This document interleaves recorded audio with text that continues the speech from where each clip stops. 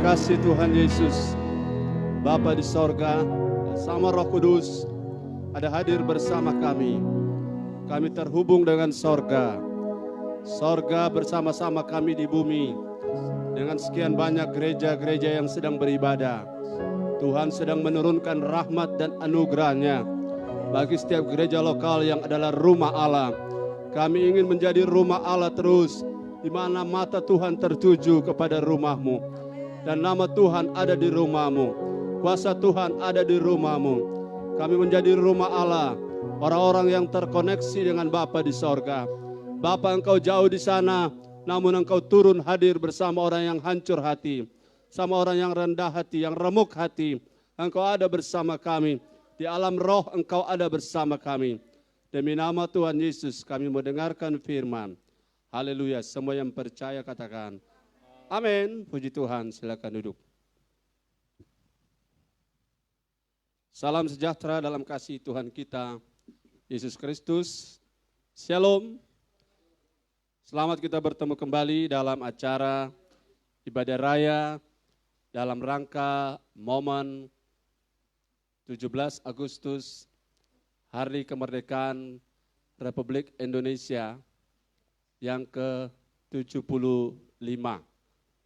Nah, Bapak Ibu Saudara yang diberkati oleh Tuhan, dari beberapa hari lalu kami sudah mengambil tema Sekali Merdeka Tetap Merdeka.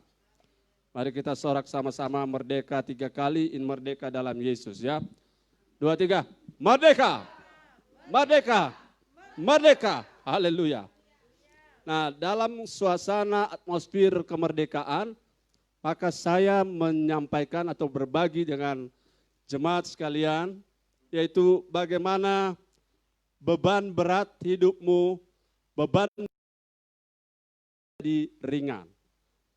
Bagaimana beban yang selama ini kita rasa berat, itu menjadi tetap beban tetapi berubah menjadi ringan. 1 Korintus pasal 10 ayatnya yang ke-13 dan ayat yang ke-14. Mohon bantuan yang membaca sambil kita berdiri. 1 Korintus pasal 10 ayatnya yang ke-13 dan ayatnya yang ke-14. Semua jemaat kita berdiri bersama. Yang ke-10 ayat yang ke-13. Mic-nya didekatkan. Ya.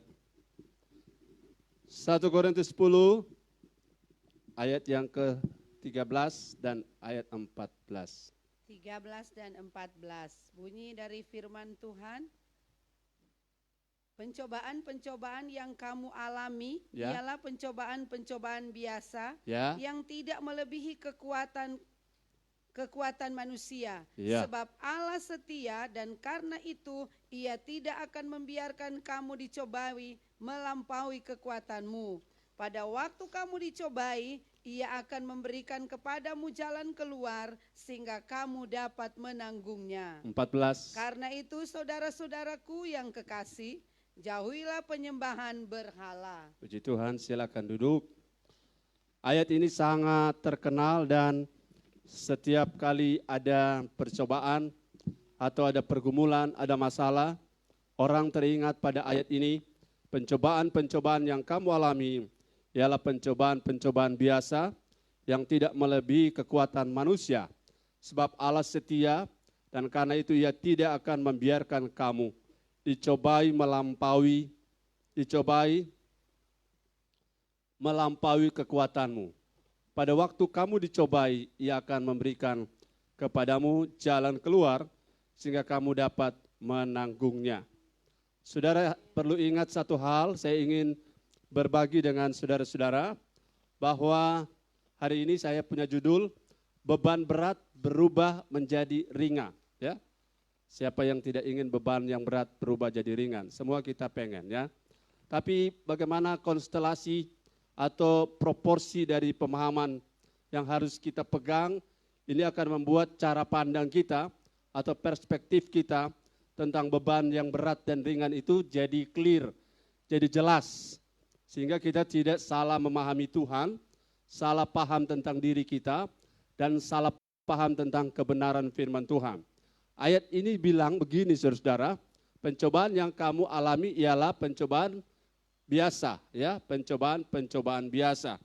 Saya bagi dua saudara-saudara, umat manusia di muka bumi yang ada 7, miliar barangkali, saya lupa data terakhir, 7,6 miliar manusia, saya bagi kalau dilihat dari di dalam Yesus dan di luar Yesus, maka kita terbagi dua bagian besar, yaitu orang yang di luar Yesus, ini bukan soal agama, tapi ini soal percaya Yesus dan tidak percaya. Jadi yang di luar Yesus adalah yang tidak percaya kepada Yesus.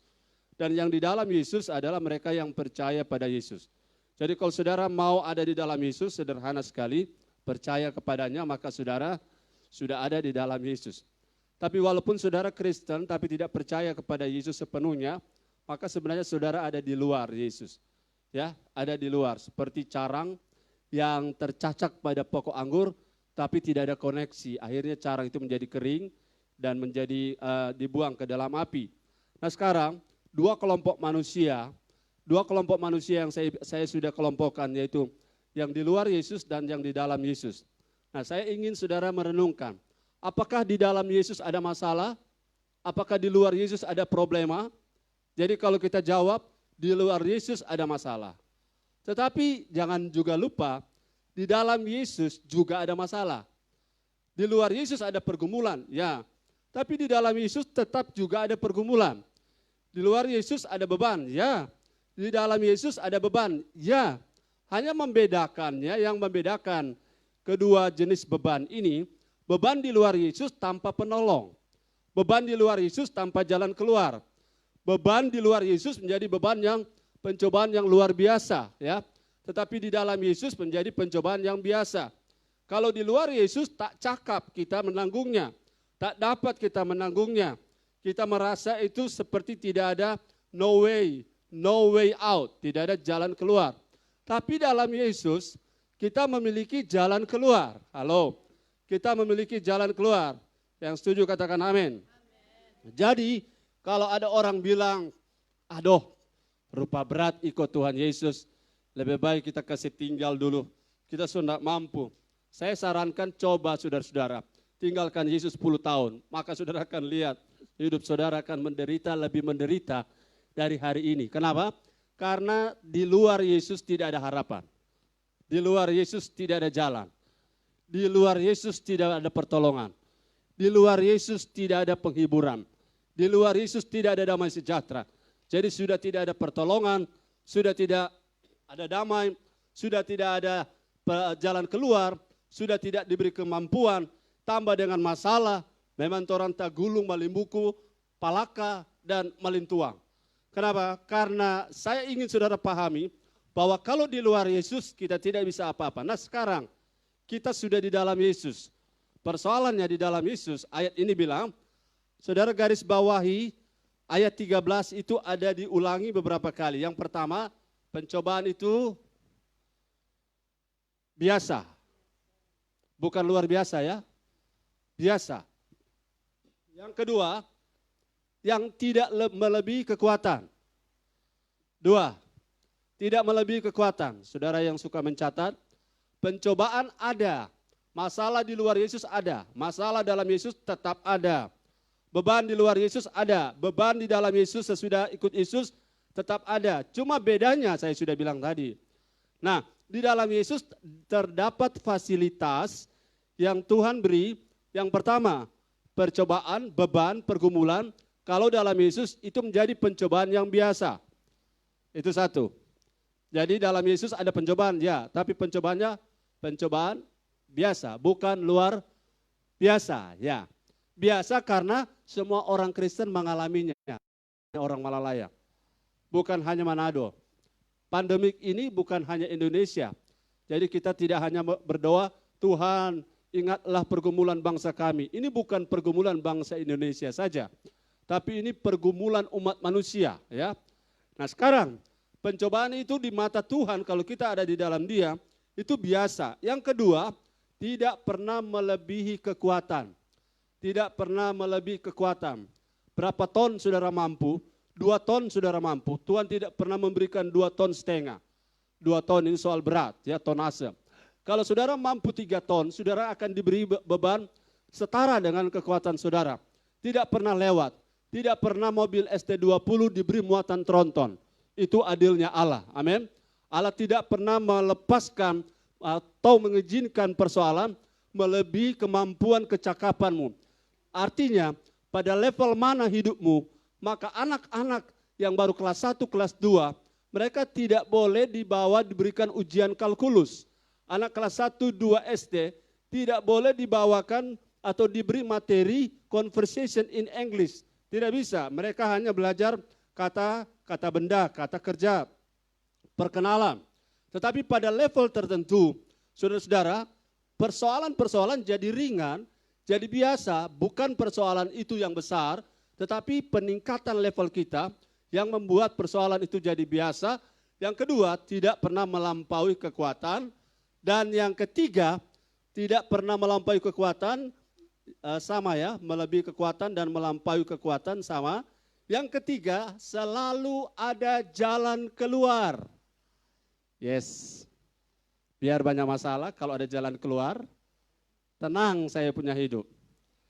Walaupun masalah atau soal matematikanya rumit, saya masih ingat kalau saudara angkatan saya, waktu saya SD, itu gambar matematika, buku matematika dulu, itu gambar dari kapur kepala orang, wajah, yang keningnya mengkerut,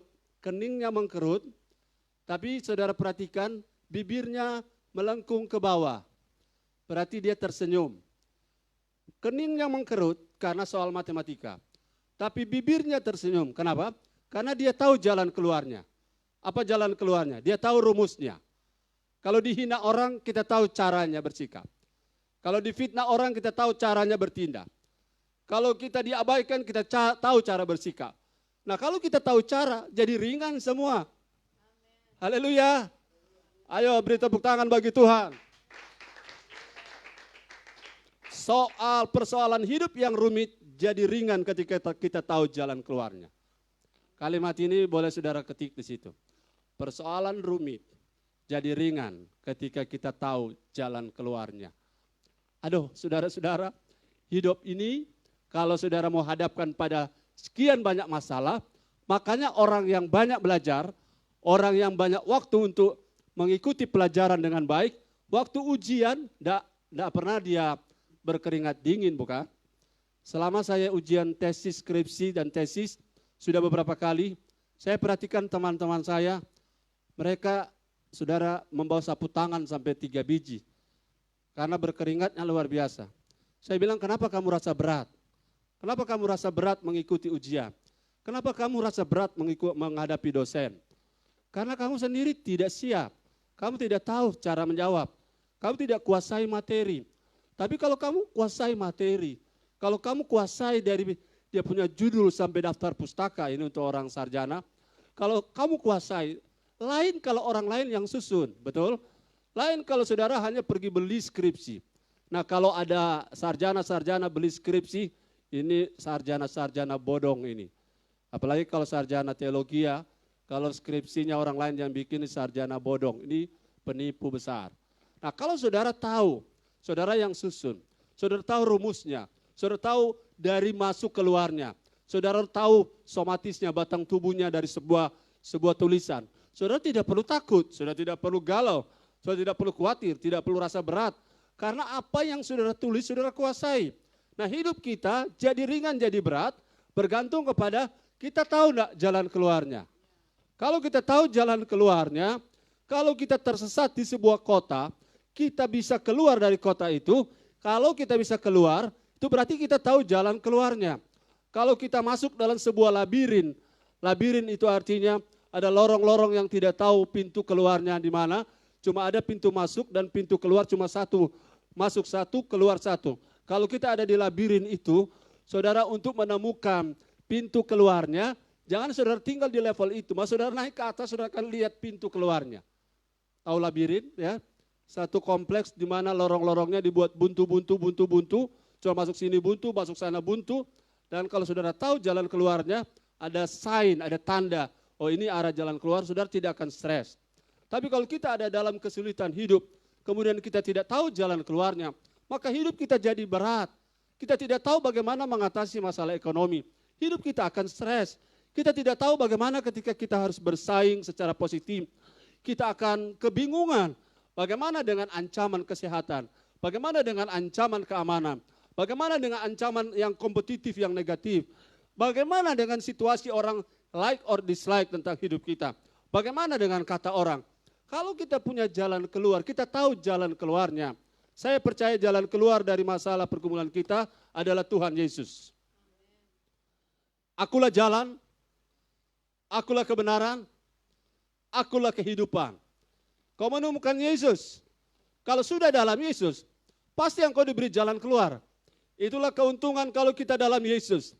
Saudara, jadi jangan saudara pergi, datang dan pergi, datang dan pergi. Saudara cari kekuatan di luar dan datang lagi pada Yesus. Gonta-ganti Yesus dan yang lain kemudian Yesus. Akhirnya hidup ini jadi berat. Nah, dua kelompok manusia yang saya jelaskan tadi. Orang-orang yang ada di dalam Yesus memiliki fasilitas yang pertama, yaitu pencobaan-pencobaan bagi mereka adalah satu, pencobaan biasa. Oke, ikuti pencobaan biasa. Sudah catat di situ. Yang kedua adalah tidak melebihi kekuatan. Ketiga, ada jalan keluar. Haleluya. Saya punya hidup sekarang enjoy karena saya menemukan jalan keluar. Jalan keluar saya adalah Yesus. Mau masalah dompet, Tuhan Yesus bilang, Allahku akan memenuhi segala keperluanmu. Paulus punya kata-kata. Allahku akan memenuhi segala keperluanmu menurut kekayaan anaknya Yesus Kristus. Itu masalah dompet.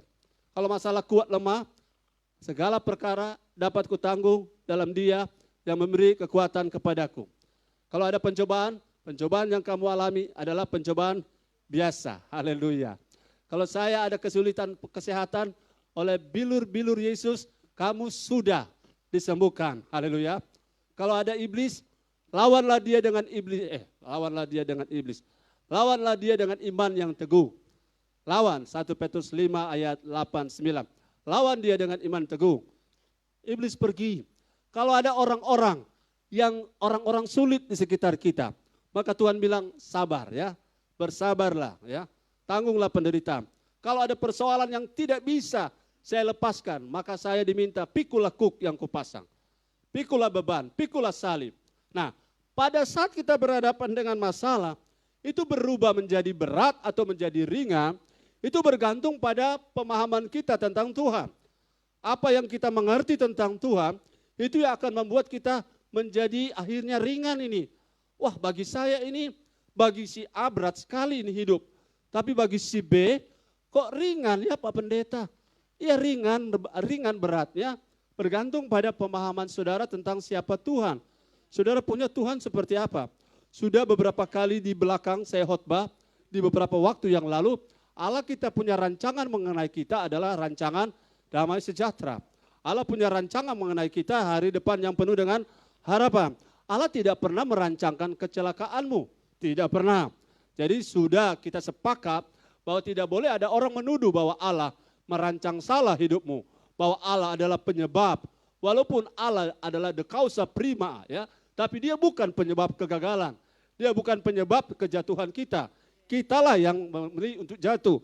Jadi ketika rancangan Allah mengenai kita, kita berhadapan, diizinkan menghadapi pencobaan, saudara disinilah akan ada satu perspektif baru yang saya rindu Roh Kudus kerja hari ini, bahwa yang namanya berat dan ringan, itu bergantung pada sikap kita, pada cara pandang kita terhadap Tuhan. Jangan salah paham dengan Tuhan, amin. Jangan salah paham dengan rencana Tuhan. Tuhan tidak pernah salah, amin. Tuhan Yesus tidak pernah keliru, amin. Tuhan tidak pernah salah tentang jodohmu sekarang. Engkau tidak pernah salah dengan istrimu, engkau tidak pernah salah dengan anakmu seperti yang engkau yang tidak inginkan sedang terjadi. Mereka, saudara-saudara, ada atas kehendak Tuhan dan tidak pernah Tuhan mengizinkan engkau untuk komplain dengan keadaan itu. Nah, ketika Israel ada di padang gurun, bagi orang-orang tertentu perjalanan itu berat. Tapi bagi Yosua dan Kaleb perjalanan itu ringan. Haleluya. Bayangkan saudara, gara-gara errornya 10 pengintai, bangsa ini harus berputar 40 tahun. Dan bagi Yosua dan Kaleb, kalau pakai bahasa Manado, ya Tuhan, torang pe hidup so jaga pe bagus-bagus, torang so akurat begini, cuma gara-gara 10 begundal ini, kita mesti tak iko, mesti salah-salah torang dua masuk sendiri, ya so. Jadi dua orang ini, dua orang Yosua dan Kaleb harus terhisap kepada rombongan. Rombongan ini masih netral. Tapi kalau saya pakai istilah gerombolan, orang-orang yang error, orang-orang yang, kenapa mereka, saudara, orang-orang yang terputar-putar 40 tahun di padang gurun, mengapa mereka seperti itu? Karena mereka waktu mereka berjalan, berlari, mereka ikut Tuhan. Lihat ya, yang membuat mereka beban jadi berat, selalu bersungut, selalu rasa berat, selalu rasa tidak kuat, tidak mampu, tak berdaya. Karena pikiran mereka selalu ingat ke belakang, selalu ingat Mesir, selalu ingat kalau waktu di Mesir kita makan daging, makan bawang bombay, makan bawang prei, mentimun. Kalau saudara pelajari kitab Bilangan, mereka komplain Tuhan, mereka cerita tentang Mesir. Saya sudah pernah ke Mesir, dan ketika saya lihat Mesir, terutama di Giza, di tempatnya ada piramida, sedangkan satu tanaman kecil yang hijau-hijaunya tidak bertumbuh. Setelah masuk Israel di perbatasan Taba, saya lihat perbedaannya luar biasa. Hampir sama dengan Indonesia, tongkat kayu dan batu jadi tanaman. Lempar tongkat kalau tak biar dia bertumbuh kalau di Indonesia. Tetapi negeri sebelumnya, sejauh mata lepas memandang, tak ada satu kusu-kusu yang dapat lihat hijau-hijau. Tidak ada. Tapi mata orang Israel atau memori orang Israel selalu melihat ke Mesir, selalu melihat ke belakang. Saya sudah bilang tadi, di luar Yesus tidak ada pertolongan. Di luar Yesus hanya ada perbudakan. Tapi orang Israel di padang gurun bilang, biar dia orang budak yang penting makan daging. Haleluya. Hidup jadi berat kalau hidup cuma untuk makan. Kalau hidup hanya untuk makan, hidup jadi berat. Biar dia orang jadi budak. Yang penting orang nyanda. Padahal mereka lupa, pada waktu di padang gurun, siapa bangsa seperti Israel? Tuhan kasih payung besar. Payung besar. Saudara, kalau tanpa tiang awan itu payung atau awan mendung yang menyejukkan selama di padang gurun. 40 tahun awan tidak pernah meninggalkan mereka. Kecuali ketika awan berjalan, dorang kuat atau kerasnya nak mau iko. Jadi selama di mana ada awan, jadi pada waktu awan berhenti, mereka bangun kemah, pasang kemah. Tapi pada saat awan itu berjalan, mereka bongkar lagi, ikuti. Sebab siapa yang tidak ikuti, memang mau kering di padang gurun. Lihat ya, di dalam Yesus ada masalah. Di dalam Yesus ada pergumulan. Tapi selama kita ikut dia, selama kita ada bersama dia, atau bahasa sederhana, selama kita mau ikut kemauannya, kita seperti berada di dalam perlindungan awan-awan kemuliaan. Amin. Kita ada di bawah awan perlindungan. Orang di sekitar awan itu boleh kekeringan, orang di sekitar awan itu boleh kepanasan, boleh mengalami kanker kulit, boleh angus dorang, sampai hitang dorang pe kulit. Tapi Israel yang ada di bawah tiang awan tidak mengalami apa yang dialami oleh orang yang di luar. Haleluya. Haleluya.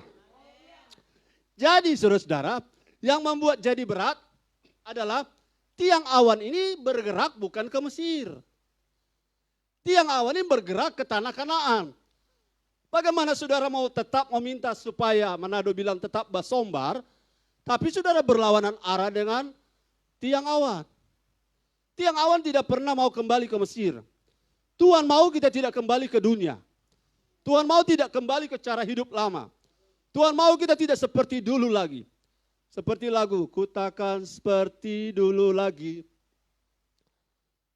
Kemudian setelah habis nyanyi itu, ada lagu baru dia nyanyi. Aku masih seperti yang dulu. Makanya hidupnya stres. kalau ke gereja berapi-api dengan Tuhan. Tapi ketemu teman-teman di luar, berapi-api di pub. Setelah datang ke Tuhan, berat hidup ini karena apa? Kita tidak bisa berjalan dengan kaki satu di Tuhan dan kaki sebelah di dunia. Haleluya. Mari saudara saya praktekkan. Coba saudara yang ada di rumah, saudara di rumah, saya mau kasih contoh. Saya minta satu orang berdiri di sini. Alan, berdiri di depan supaya bisa kelihatan sama kamera. Bisa kelihatan? Masuk Alan di muka situ Alan. Membelakangi saya, nggak apa-apa. Ya, masuk? Ya, masuk. Oke. Alan tidak apa-apa membelakangi saya karena kita mau kasih contoh. Yang di rumah juga praktek, yang di rumah praktek. Oke, enggak apa-apa. Alan tidak apa-apa, wajahmu tidak ditampilkan. Sekarang kakimu buka. Kanan. Lebih lebar lagi. Yang di rumah praktek, saudara, laki-laki. Lebih lebar lagi. Saya mau gambarkan bahwa saudara tidak bisa berjalan kalau kaki sebelah di dunia, kaki sebelah di Tuhan. Karena kaki sebelah di dunia dan kaki sebelah di Tuhan kan jauhnya terpaut jauh sekali. Kaki sebelah di dunia, kaki sebelah di Tuhan. Kaki tidak kelihatan ya. Oke, terus. Ini badannya. Terus, kita cuma membuktikan Alan bisa enggak berjalan kalau kaki dua kanan dan kiri terpisah jauh. Terus, sudah so maksimal. Sudah habis. Terus. Nanti kalau robek nanti diganti. Sekarang coba Alan berjalan normal. Jalan. Oke, thank you. Apa yang Alan rasa? Oh, yang saya minta berat, tapi dia jawab siksa. Makasih. Kalau saudara punya kaki sebelah ada di dunia, kaki sebelah ada di Tuhan, sudah berjalan tidak bisa normal. Ya, haleluya. Kalau saudara menyanyi lagu rohani di gereja, di rumah lagu rohani, tapi kalau di tempat kerja engkau pakai headset dan dengar entah apa yang merasuki. Saya bilang pada keponakan cucu, ganti lagu itu. Kenapa? Kita tidak bisa jadi ringan kalau kita ada di dua dunia. Orang-orang Israel jadi berat di padang gurun karena pikirannya ada di dua tempat. Di satu sisi pengen ke Kanaan, tapi pikiran yang sama masih ingat Mesir. Jadi kalau kita dengan gaya begitu, kemudian kita berjalan sama seperti kaki kanan ada di ujung barat, kaki kiri ada di ujung kiri, ujung timur. Dan saudara pengen berjalan normal, yang ada adalah saudara jatuh, betul? Yang ada adalah saudara kepayahan. Dan saya percaya ini sederhana untuk kita pahami. Hidup kita, makanya jemaat Laodikia Tuhan bilang, kalau panas, panas sekalian. Kalau dingin, dingin sekalian. Jangan jadi jemaat yang, jadi gereja yang suam-suam. Hidup suam-suam itu berat. Halo, haleluya. Hidup setengah Tuhan dan setengah Tuhan dan setengah dunia, itulah yang membuat hidup kita berat. Pikiran ke sorga, tapi memori tentang dunia akan menarik kita. Itu sebabnya hari ini saudara-saudara saya tidak tahu apa maksud Tuhan. Saya cuma tahu Tuhan taruh firman ini di hati saya. Kalau gaya hidup kita, saya sudah bagi dua tadi ya. Orang yang di luar Yesus dengan orang dalam Yesus. Saya bicara konteks kerajaan. Orang yang dalam Yesus hidup dalam kerajaan Allah. Orang yang hidup di luar Yesus hidup dalam kerajaan dunia. Jadi bagaimana saudara ada sebagai anggota kerajaan Allah, tetapi mengikuti undang-undang kerajaan dunia. Maka saudara akan repot. Warga negara Indonesia, tetapi menerapkan undang-undang Amerika. Rumit. Bagaimana rumit? Contoh sederhana saudara-saudara ya. Saudara bawa mobil di Amerika, mobilnya sebelah mana di jalan? Di jalan raya mobil sebelah mana kalau di Amerika? Kanan. Sopirnya sebelah mana di oto? Kiri. Kalau di Indonesia, mobilnya di jalan sebelah kiri, sopirnya sebelah kanan. Kalau saudara mau jalan di Indonesia dan saudara memutar Indonesia dengan gaya Amerika, maka saudara akan tabrakan terus. Mengerti ini ilustrasi sederhana? Kalau kita hidup di Indonesia dan membawa mobil dengan gaya Amerika, dia bilang, saya biasa Amerika. Ya silakan, jalan di sebelah kanan. Orang dari bahu ke arah Malalayang di sebelah kanan, saudara juga dari Malalayang ke bahu, saudara di sebelah kanan sama-sama. Ya, jadi ketika kita berhadapan dengan senggolan, singgungan, masalah, sebenarnya ini bukan masalah kalau kita ada di jalur yang benar. Amin. Kalau kita ada di jalur yang benar, jadi pertanyaan bisa sudah dapat jawaban yang pertama, mengapa berat? Karena mungkin kita di jalur yang salah. Amin, haleluya. Kenapa kita tidak lihat Tuhan? Tuhan di mana? Tuhan bilang saya di sini. Tuhan kau di mana? Di hatimu. Tapi kita tidak sadari dia bukan kadang-kadang. Jadi ketika kita tidak sadari dia dari mana contohnya? Karena kita minta tolong pada manusia. Saudara minta tolong pada manusia, kalau kau curhat padanya satu kali, semua rahasiamu akan dipakai untuk menghancurkan kamu. Haleluya. Makanya semua rahasia hidup saya selain istri hanya Tuhan saya kasih tahu. Kalau ada orang mau cari tahu, saya tanya untuk apa cari tahu. Haleluya. Dan saya percaya saudara-saudara berat ringannya hidup kita. Kalau saudara pengen ke Ampalima, maka saudara dari Malalayang, kalau saudara mau ke Ampalima, saudara punya arah mobil tidak boleh ke Tateli. Saudara punya tenaga, energi, bensin, solar, waktu akan terbuang percuma. Karena saudara tidak akan pernah tiba kepada Ampalima. Orang Manado punya orientasi lokasi. Saudara akan ketemu Om Leksi Mamusung. Saudara tidak akan ketemu Bapak Yance Lohok di Ampalima. Haleluya. Karena kita punya beda jalur. Orang sedang berjalan di padang gurun bersama dengan tiang awan, tetapi pikiran masih di Mesir. Jadi ini sama dengan binatang apa, tebak-tebakan, binatang apa yang suruh maju dia mundur? Halo? Binatang apa yang suruh maju dia mundur?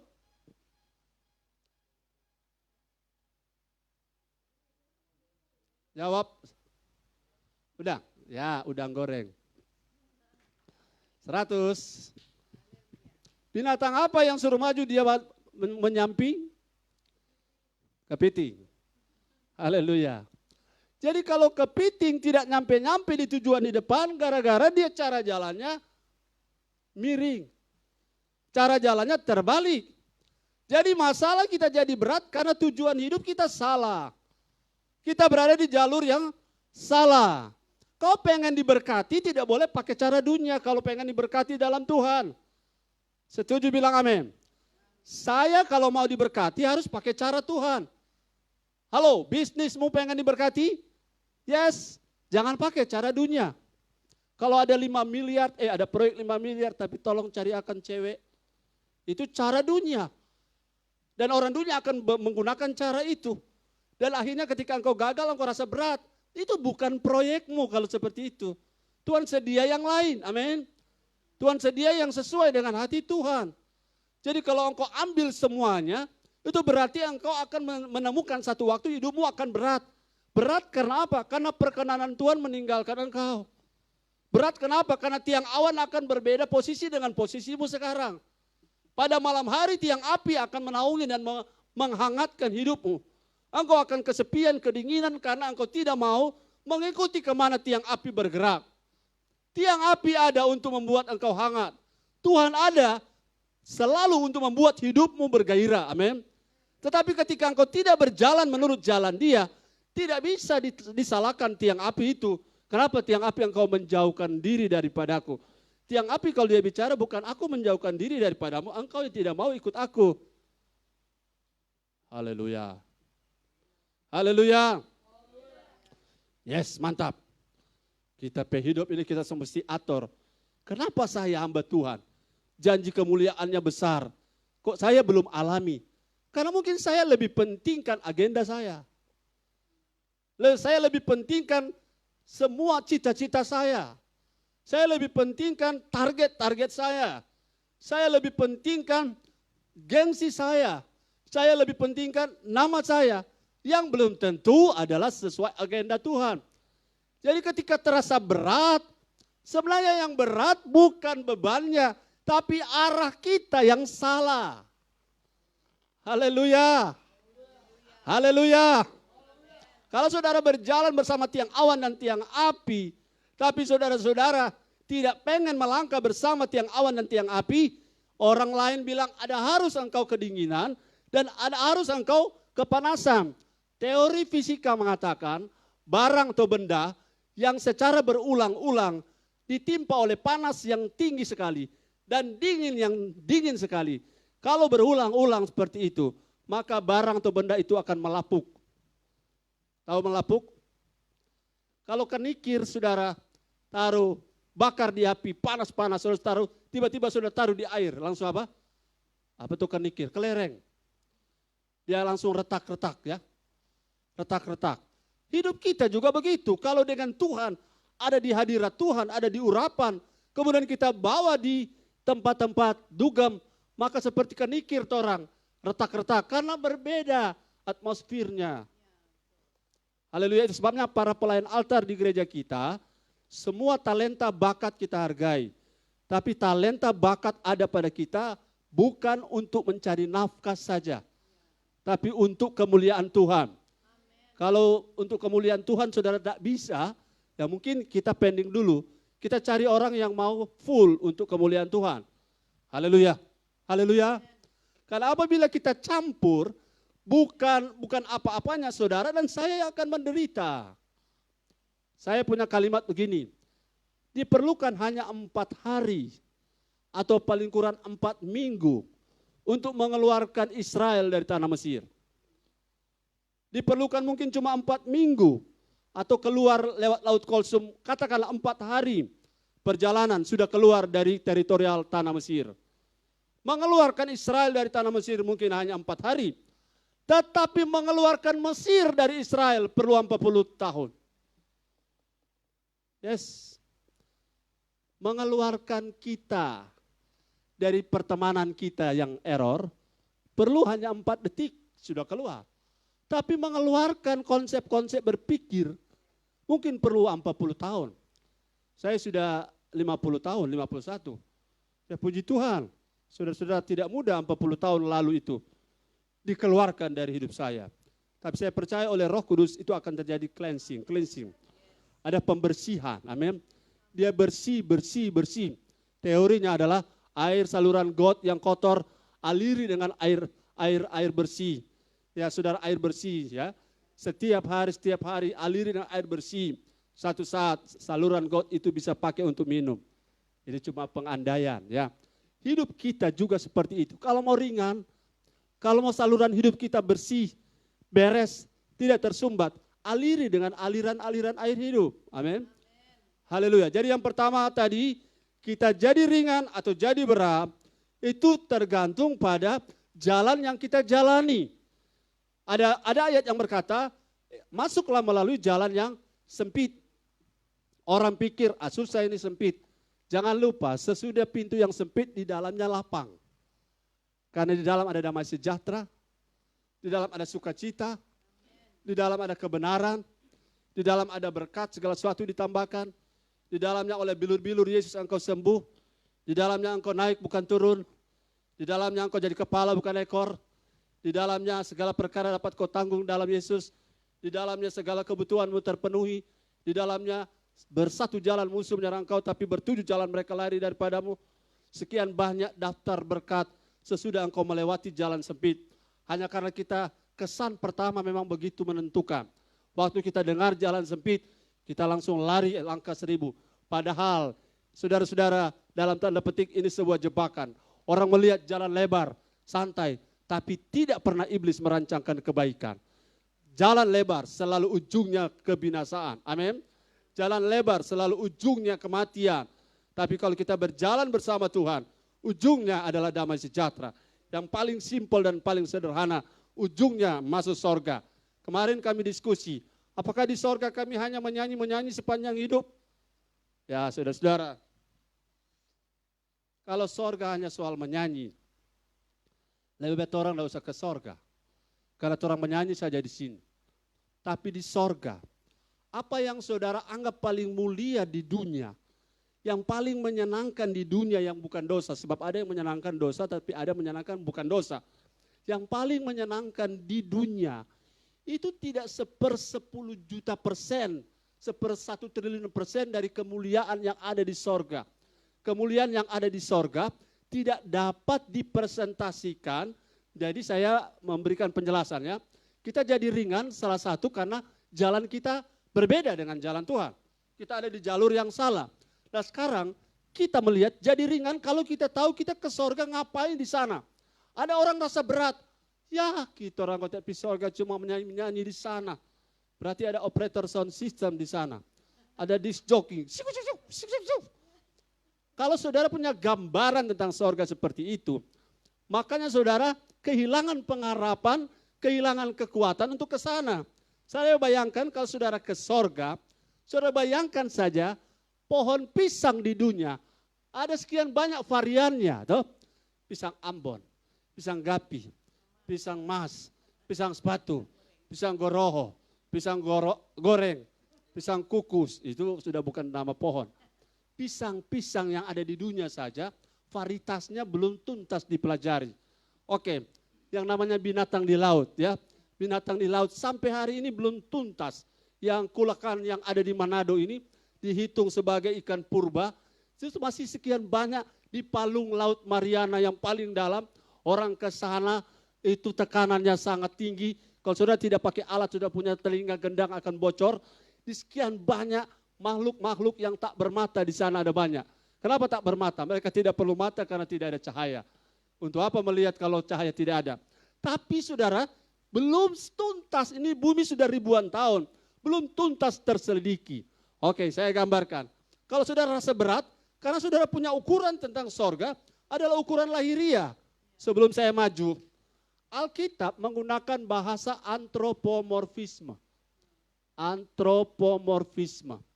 Antropomorfisme artinya segala sesuatu yang tidak dimengerti menggunakan bahasa yang ada pada manusia supaya manusia mengerti. Ya. Jadi kalau saudara di sorga ada nyanyian, saudara jangan bayangkan band di dunia. Kalau di sorga ada makanan, saudara jangan bayangkan restoran. Karena bayangan-bayangan tentang sorga itu tidak bisa dimengerti karena tidak pernah ada di bumi yang di sorga. Nggak pernah ada. Saudara bayangkan saja kalau saudara teliti tata surya kita. Sampai saya mati, saya tidak akan pernah walaupun hari ini saya berangkat menuju kepada salah satu planet di luar tata surya kita. Tata surya satu galaksi ada ribuan atau ada banyak sistem tata surya. Kita adalah salah satu. Nah salah satu galaksi Bima Sakti itu miliaran galaksi. Coba bayangkan satu galaksi saja sampai mati orangnya tidak kelar. Apalagi itu miliaran galaksi. Ini galaksi bukan merek handphone ya. Jadi kalau saudara mau teliti alam yang real yang nyata saja ini tidak tuntas kita pahami. Jangankan itu saudara-saudara, sampai hari ini dunia mikrobiologi belum tuntas mempelajari yang namanya virus, kuman, bakteri. Masih akan ada virus yang bentuk lain, mutasi-mutasi bentuk lain.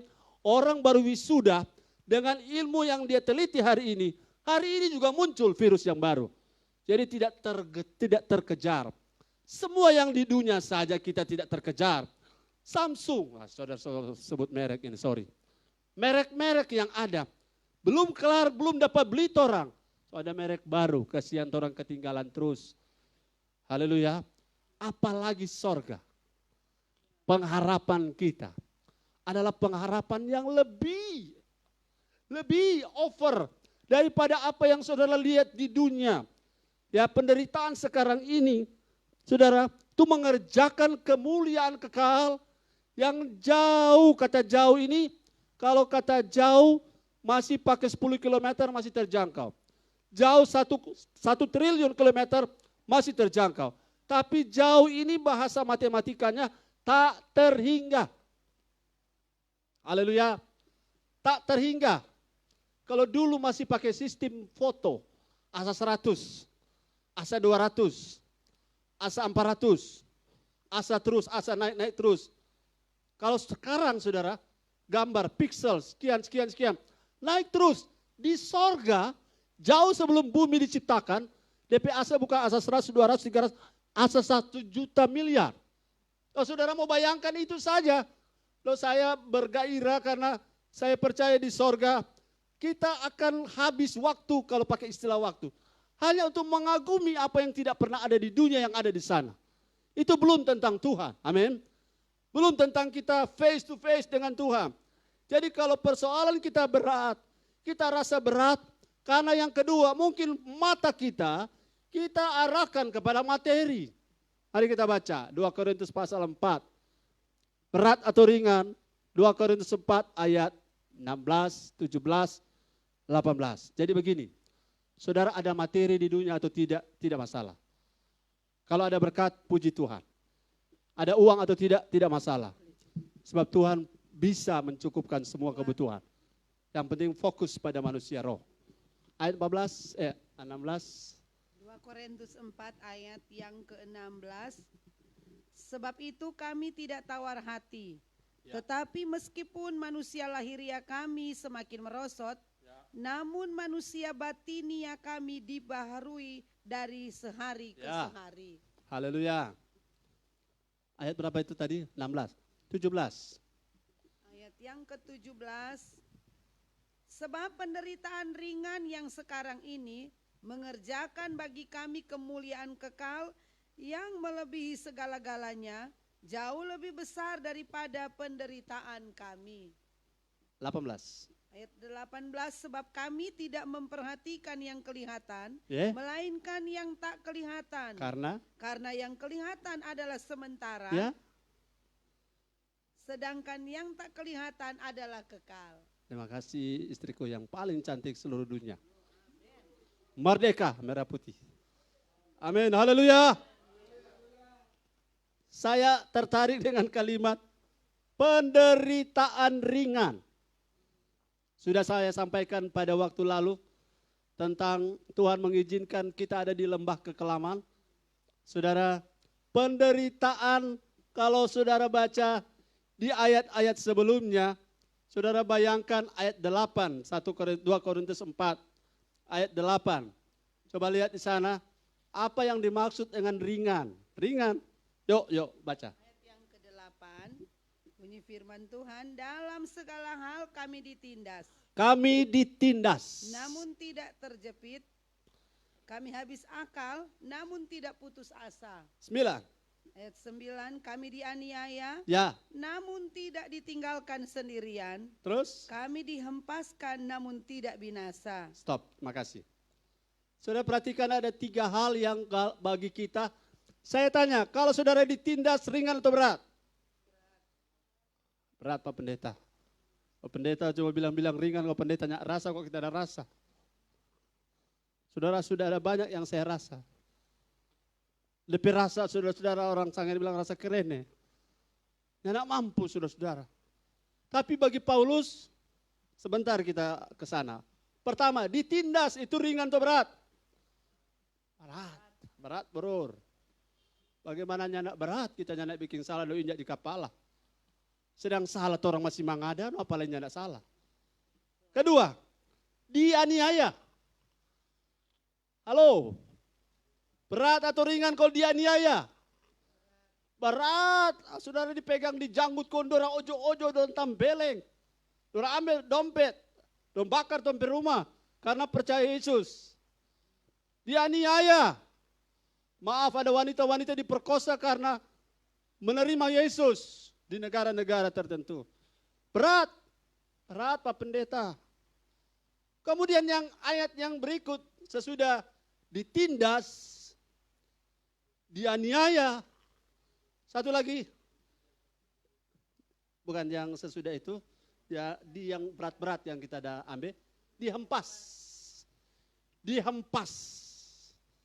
Saudara-saudara yang suka nonton sinetron, dihempas, gelombang.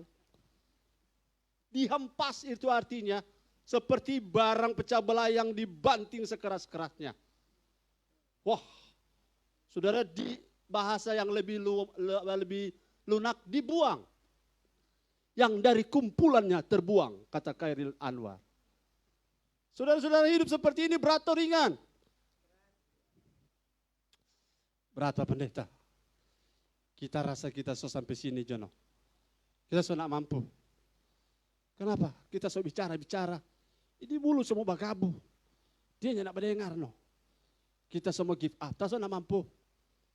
Saudara-saudara, kalau Tuhan Yesus nak mampu, kon dia bilang Bapa di sorga. Ayat yang bilang begini, ampunilah mereka karena mereka tidak tahu apa yang mereka perbuat. Kalau Yesus tidak mampu, dia bilang Bapa di sorga.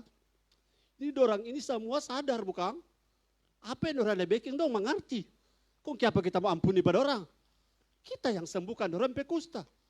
Kita yang membuat Bartimeus melihat. Kita yang membuat orang 38 tahun di kolam Siloam Bethesda sembuh. Kita yang membuat Lazarus bangkit. Kita yang membuat 5.000 orang diberi makan. Saya yang membuat saudara banyak anak dari Yairus bangkit. Perempuan pendarahan 12 tahun sembuh total. Siapa orang-orang yang sama yang berteriak waktu aku masuk ke Yerusalem, Hosana, Mubarak, Barak, ya artinya dimuliakan Tuhan, diberkatilah Tuhan. Nah, apabila kata-kata ini saudara-saudara, Yesus pakai, ini orang-orang yang sama pada waktu Pilatus tanya, siapa yang kamu pilih aku bebaskan? Orang-orang yang ia tolong, orang-orang yang dia rawat, orang-orang yang ia berkati, mereka dengan mulut yang sama berteriak salibkan dia. Salibkan dia. Kalau saudara Yesus rasa berat, dia bilang Bapa, dia tidak terima kita ini. Dia tidak terima kita kok kalau cuma orang biasa. Kita ini Allah bukan? Kita ini Tuhan. Kalau diperlakukan seperti ini mau taruh di mana tapi muka? Mau taruh di belakang? Kalau Tuhan, Yesus, ini teladan kita Yesus ya. Teladan kita. Bagi Yesus itu dia lihat seperti Paulus, dia lihat ringan. Kenapa? Yang paling penting di sini adalah penderitaan Yesus, penderitaan Paulus, penderitaan kita itu mengerjakan kemuliaan kekal yang jauh melebihi dari semua yang pernah saudara mulia di dunia. Saya percaya saudara-saudara hidup ini akan jadi ringan, yang ditindas, yang dianiaya, yang dihempas jadi ringan ketika apa? Ketika kita fokus membangun manusia roh kita. Aduh biar jauh saudara-saudara, ini anak makan hari ini, tapi kita roh mesti makan. Haleluya. Biar saya belum dapat apa-apa dari seseorang, tapi saya harus dapat sesuatu dari Tuhan hari ini. Walaupun saya tidak dapat perhatian dari manusia, tapi saya harus dapat perhatian dari Tuhan. Itu jauh lebih penting. Amin.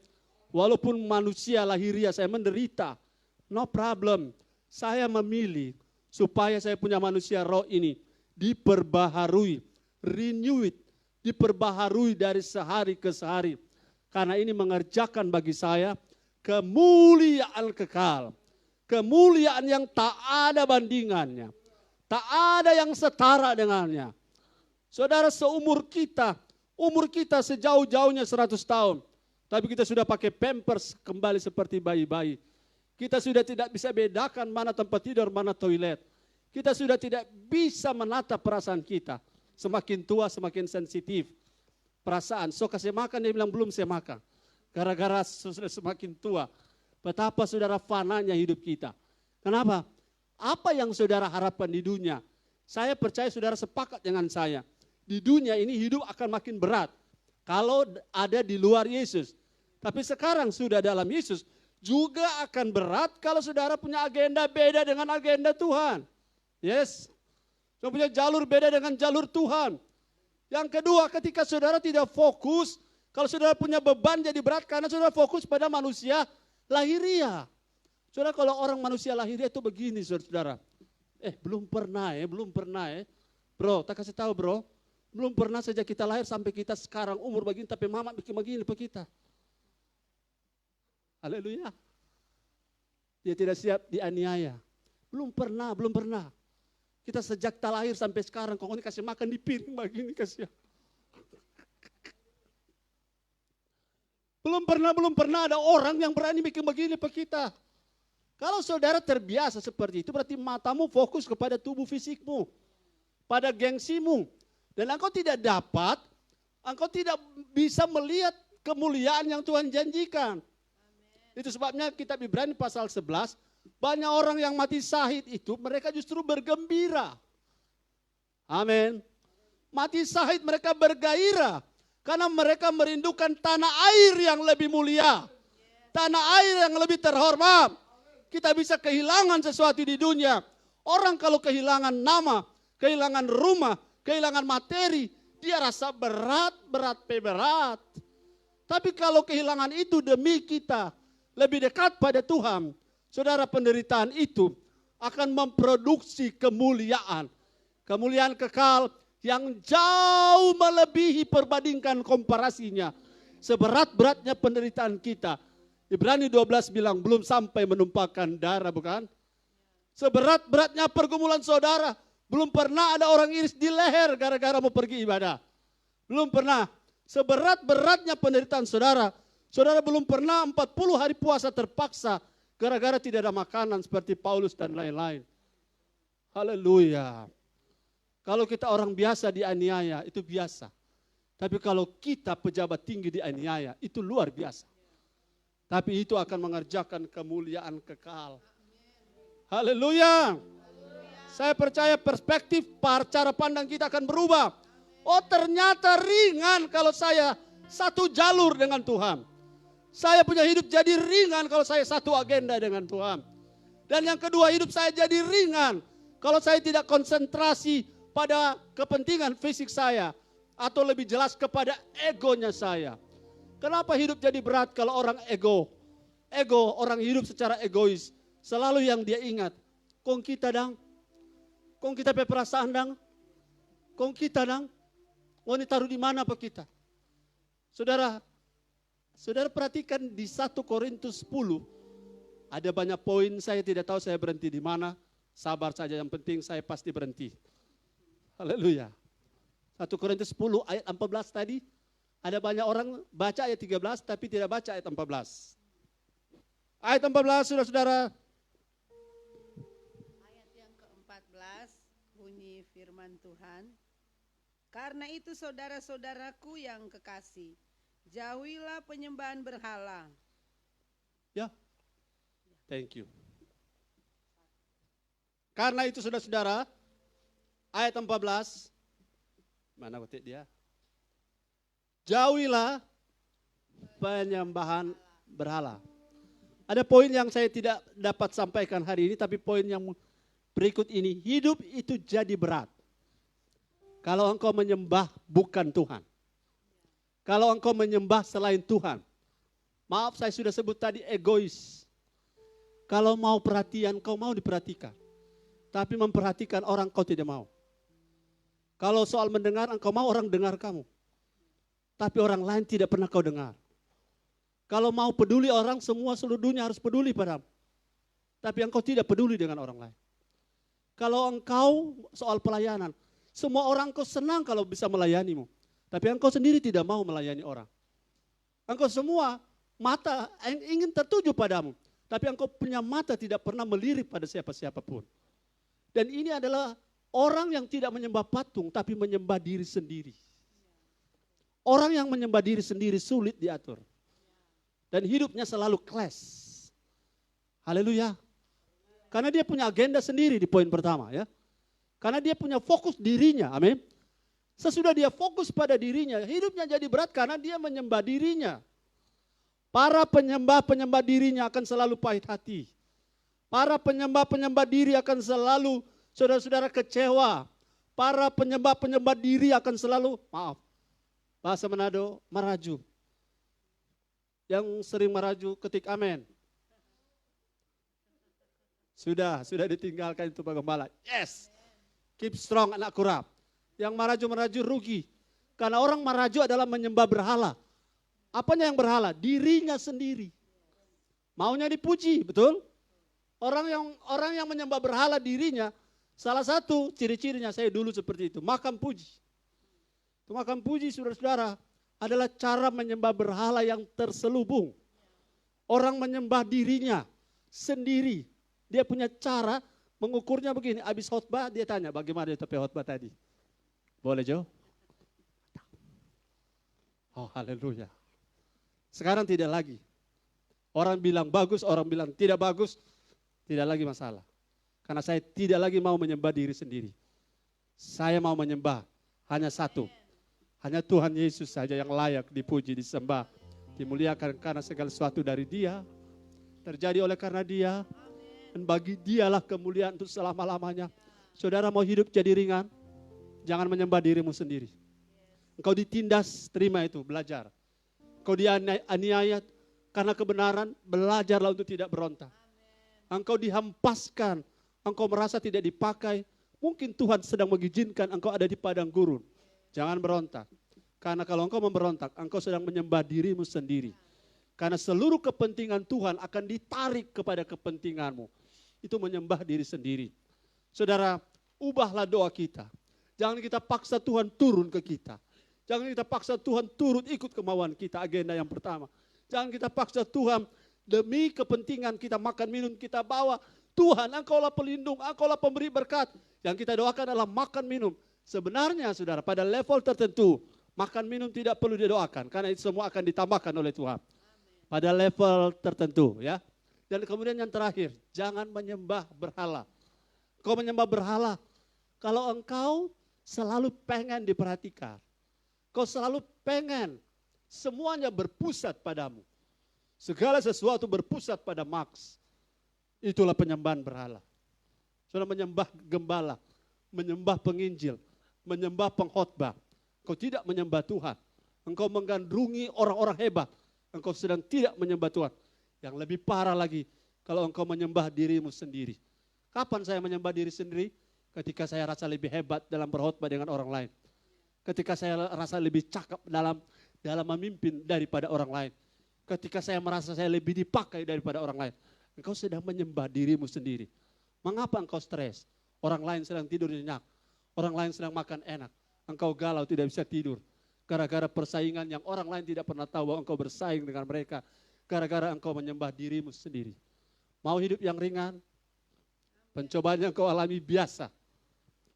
Tidak melebihi kekuatan. Kenapa? Kau diberi jalan keluar. Amin. Jalan keluarnya sederhana. Jangan sembah dirimu sendiri lagi. Ikuti jalan Tuhan. Dan fokus kepada manusia roh. Manusia batinia. Maka hidupmu akan lega. Tidak lagi takut apa kata orang. Tidak lagi takut pada pendapat manusia. Sudah tidak akan lagi takut. Sebab ketika kita ada di agenda Tuhan. Semua yang kita butuhkan Tuhan pasti sediakan. Saudara butuh apa? Saya yakin. Pegang kata-kata saya. Semua yang saya butuhkan hari ini. Tuhan sudah sedia di sorga. Tinggal tunggu tanggal Tuhan tindis kerop. Semua terbuka. Entah melalui siapa. Saya tidak tahu. Tapi saya tahu Tuhan sudah sediakan semuanya. Ketika saya berjalan menurut agenda Tuhan. Tuhan Yesus memberkati. Hidup berat jadi ringan. Karena kita mengikuti jalan Yesus. Agenda Yesus. Fokus kepada manusia batinia. Dan terus kita menyembah Tuhan. Bukan menyembah pribadi kita. Haleluya. Beri tepuk tangan. Dalam nama Yesus hamba berdoa. Firman ini tertanam di hati jemaat. Semua kami yang mau strong dan akurat dalam firman. Mengalami terobosan baru. Dalam nama Yesus kami berdoa. Haleluya. Amin.